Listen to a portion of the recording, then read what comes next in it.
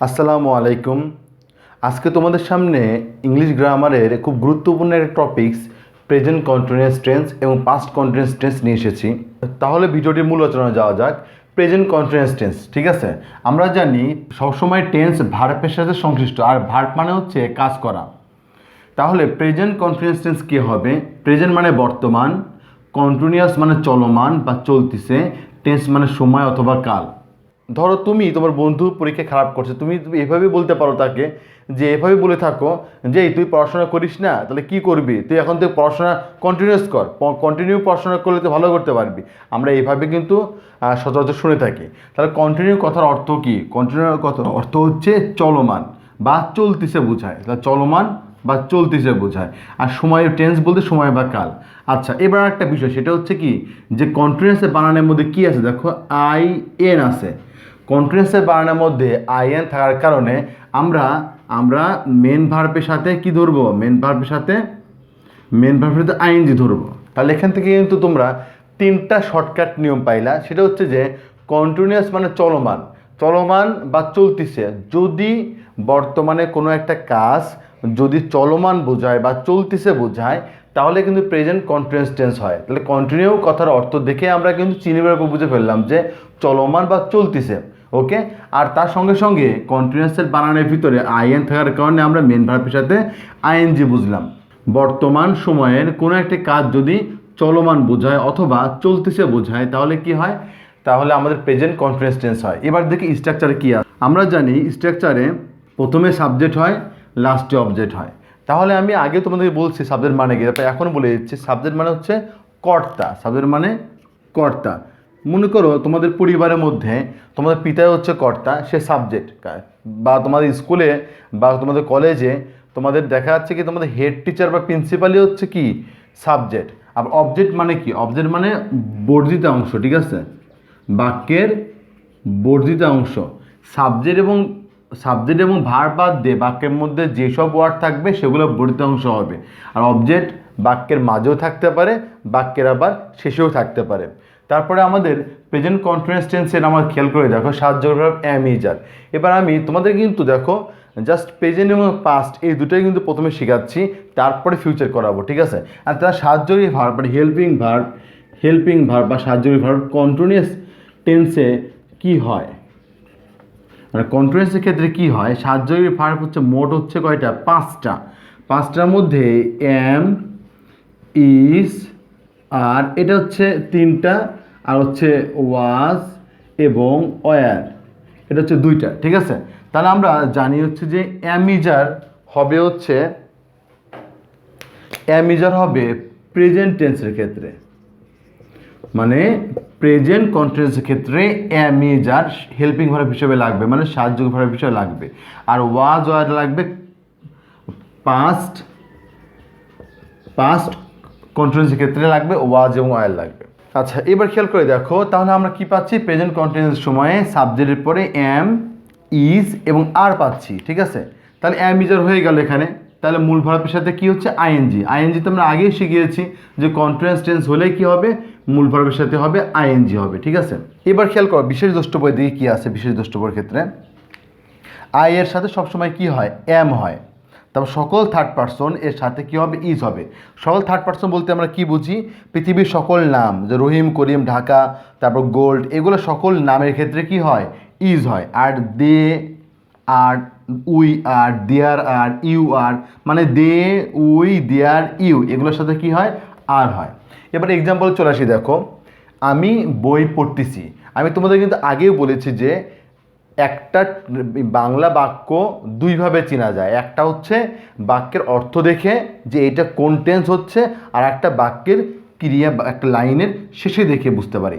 আমি বই পড়তেছি, একটু চিন্তা করে দেখো যে আমি বই পড়তেছি, মনে হচ্ছে কি এখনই মনে হয় বই পড়তেছি, এরকম করে একটা ভাব একটা মনে মনে তোমার আসবে।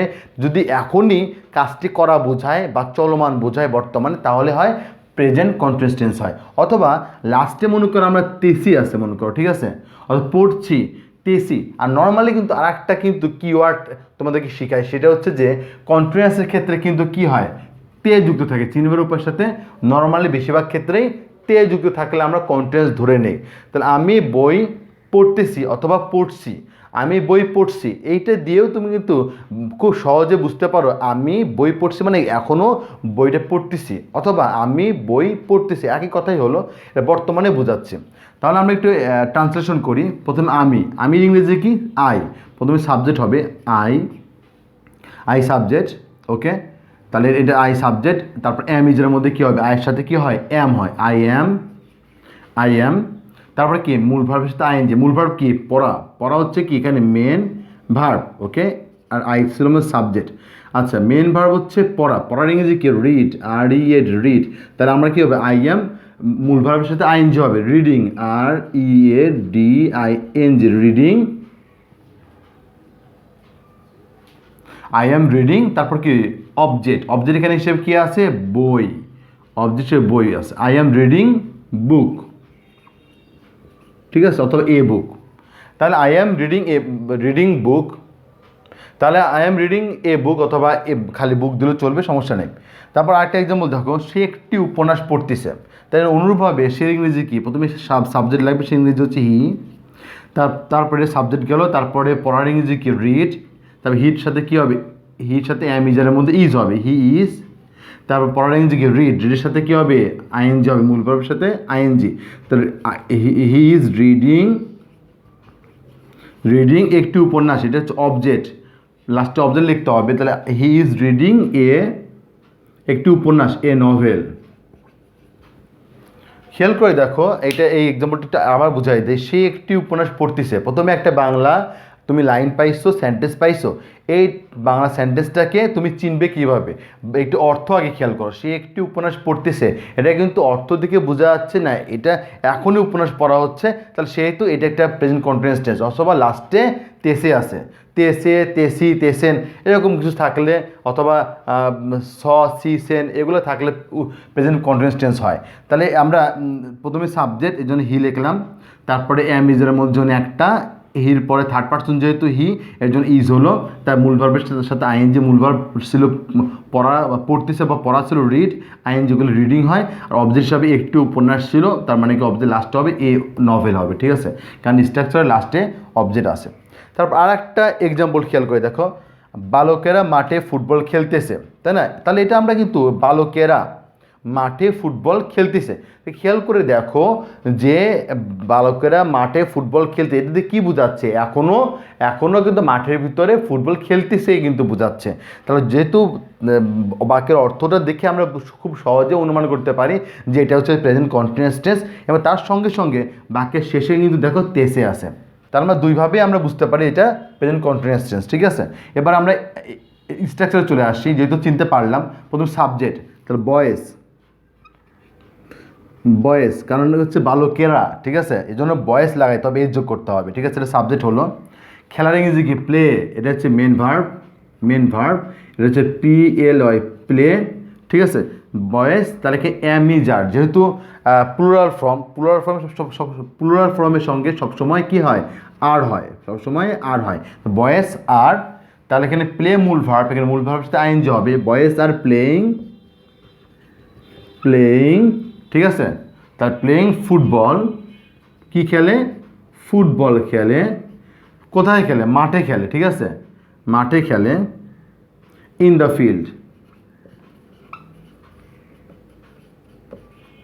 দেখো তাহলে একদম হয়ে গেছে, খেয়াল করে দেখো, বালকেরা বয়েস, তারপর অ্যামিজের মধ্যে একটা হবে, যেহেতু প্লুরাল ফর্ম এর আর হলো, মূল ভার্বের সাথে আইএনজি হবে, মূল ভার্ব কি আছে এখানে, প্লে আছে, তাহলে আইএনজিগুলো প্লেয়িং, এবং কি খেলে, ফুটবল খেলে, যেন ফুটবল কোথায় খেলে, মাঠে খেলে, ইন দ্য ফিল্ড। এখানে ইন এবং দা সম্পর্কে তোমাদেরকে একটু বুঝাই। ইন মানে মধ্যে, মাঠের মধ্যেই খেলে, আর দা দিয়ে বোঝে নির্দিষ্ট করার ক্ষেত্রে, সে বালকেরা কোথায় খেলে, বালকেরা মাঠেই খেলে, তারা বাজারে বা অন্য কোনো জায়গায় খেলে না, মাঠকে নির্দিষ্ট করে বোঝানো হয়েছে, এই জন্য দা বসানো হয়েছে। এবার চলো শুরু করা যাক past continuous tense. Past continuous টেন্সের ক্ষেত্রে আমি প্রথমেই বলবো, পাস্ট মানে কি, পাস্ট মানে হচ্ছে অতীত, আর কন্টিনিউয়াস কথার অর্থ হচ্ছে চলমান। আমরা আগেরটা পড়েছিলাম চলতেছে, বুঝতে, কিন্তু আমাদের এখানে একটু এই সাহায্য, এই চিনার উপায়টা একটু চেঞ্জ করে পড়তে হবে। আমরা পাস্ট ইনডিফিনিট টেন্স শেখার সময় কি শিখেছিলাম, যে চিনার উপায় ছিল, ঠিক আছে, পাস্ট ইনডিফিনিটের সময় ছিল। আর কন্টিনিউয়াস করলে আমি কিন্তু একটু আগে বলেছি কন্টিনিউয়াসের সময় কী হয়, তে যুক্ত করলেই কন্টিনিউয়াস হয়ে যায়। তাহলে যদি বাংলা বাক্যের শেষে শুধুমাত্র যদি ছিল এই কথাটা থাকে তাহলে আমরা ধরে নেব এটা পাস্ট ইনডিফিনিট। কিন্তু যদি তে যুক্ত হয় তাহলে আমরা ধরে নেব এটা হচ্ছে পাস্ট কন্টিনিউয়াস, কারণ তে দিয়ে কি বোঝায়, চলমান বোঝায়। আর কন্টিনিউয়াসের মধ্যে আইএন থাকার কারণে কি বসাবে, মেন ভার্বের সাথে কি হবে, আইএনজি যুক্ত হবে। ঠিক আছে, তাহলে এবার আমরা বলি টেন্স মানে সময় বা কাল, আর ভার্ব মানে কাজ করা বোঝায়। ওকে, তাহলে 1 নম্বর অতীত, 2 নম্বর সময়ের কোনো একটা কাজ যদি কি বোঝায়, মানে করতেছিল বোঝায়, তাহলে হবে পাস্ট কন্টিনিউয়াস টেন্স হবে।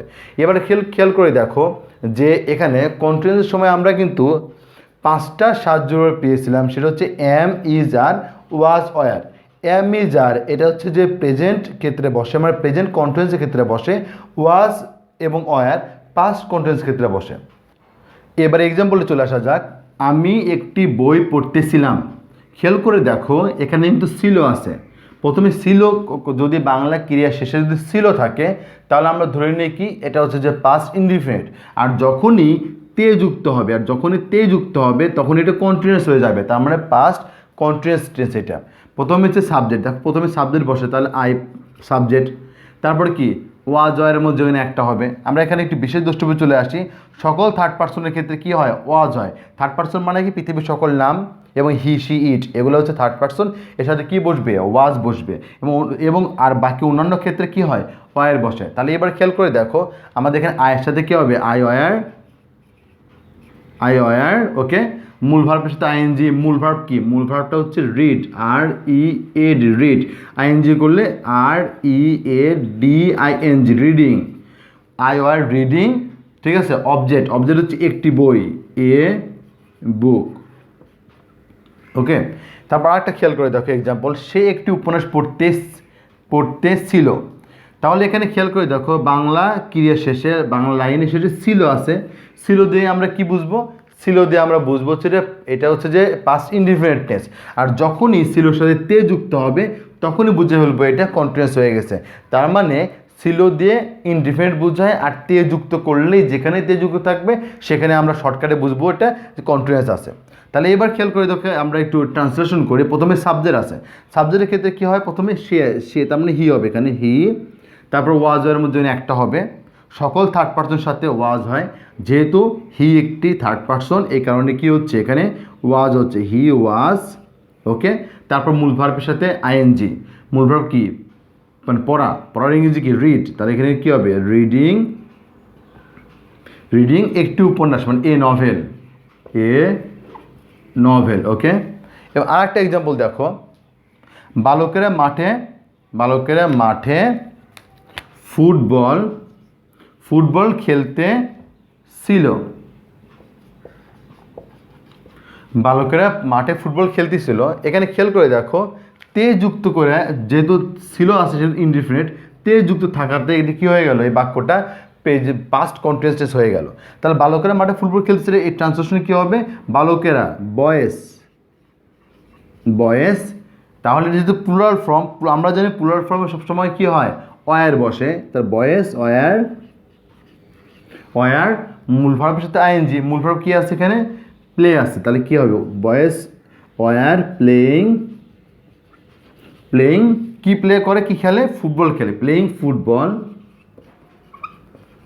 কোথায় খেলে, মাঠে খেলে। তাহলে in the field. Okay, in the field.